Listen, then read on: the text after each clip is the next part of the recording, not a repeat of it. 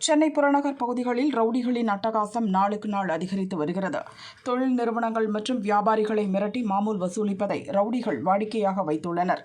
மாமூல் கொடுக்காதவர்களை மிரட்டுவது, தாக்குவது போன்ற சம்பவங்கள் நடக்கின்றன. ஒரு மாவட்டத்திலிருந்து இன்னொரு மாவட்டத்துக்கு சென்று குற்றச் செயல்களில் ஈடுபட்டுவிட்டு தப்பிச் செல்லும் போக்கும் உள்ளது. கஞ்சா விற்பது, கட்ட பஞ்சாயத்து போன்ற சமூக விரோத செயல்களிலும் ரவுடிகள் ஈடுபடுகின்றனர். ரவுடிகளின் அட்டகாசத்தால் அரசுக்கும் போலீசுக்கும் கடும் நெருக்கடி ஏற்பட்டுள்ளது.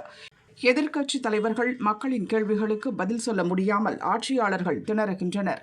இதனால் ரவுடிகளை பிடித்து சிறையில் அடைக்க ரோந்து மற்றும் வாகன சோதனையை போலீசார் தீவிரப்படுத்தியுள்ளனர். அந்த வகையில் செங்கல்பட்டைச் சேர்ந்த பிரபல ரவுடி 28 வயதான அசோக் குமாரை போலீசார் தேடி வந்தனர். அசோக் குமார் மீது 25க்கும் மேற்பட்ட கிரிமினல் வழக்குகள் நிலுவையில் உள்ளன. தன்னை போலீசார் தேடுவதை அறிந்ததும் அசோக் செங்கல்பட்டு மாவட்டம் சிங்கப்பெருமாள் கோவில் அருகே உள்ள ஆப்பூர் வனப்பகுதியில் பதுங்கியிருந்தான். செல்போனை டிராக் செய்து அசோக் இருக்கும் இடத்தை கண்டுபிடித்த போலீசார் அவனை கைது செய்தனர். அசோக்கை போலீசார் சுற்றி வளைத்ததும் அவன் அதிர்ந்து போனான். போலீசாரை தாக்கிவிட்டு பைக்கில் தப்பிச் செல்ல முயன்றான். ஆனால் சப் இன்ஸ்பெக்டர் சுதாரித்துக் கொண்டு அசோக் குமாரின் காலை பார்த்து சுட்டார்.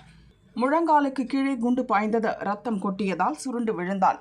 அசோக்கை கைது செய்த போலீசார் அவனை உடனடியாக செங்கல்பட்டு அரசு மருத்துவக் கல்லூரி மருத்துவமனையில் அட்மிட் செய்தனர்.